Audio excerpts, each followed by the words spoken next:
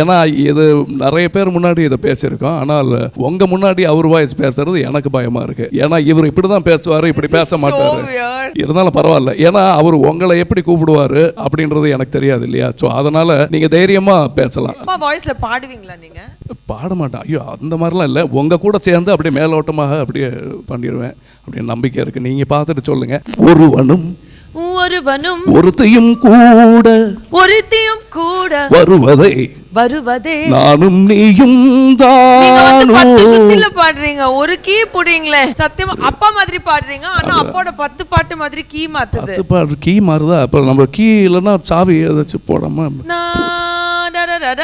அப்படி வரட்டுமா? சரி, அந்த வரியை விட்டுறலாம், வேற எதுக்கு போயிடலாம்.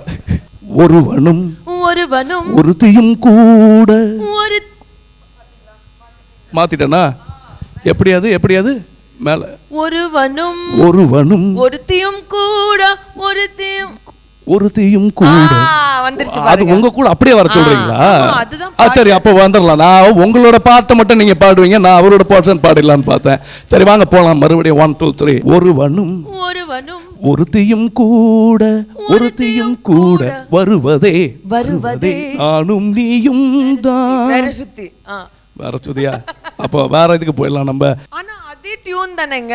அப்ப வேற சுத்தி மாறிட்டே இருக்குமே. சுத்தி மாறாது. நீங்க ஒரு சுதி மாறாம இருக்கீங்களா, அது போதும் எங்களுக்கு. சரி வாங்க. தன்னாலே தாயகம் நாளையை நோக்கியே செல்லும், நாளையும் நமதென சாட்சியம் சொல்லும். Very good. Amazing. Thank you. Amazing. Thank you madam. Thank you.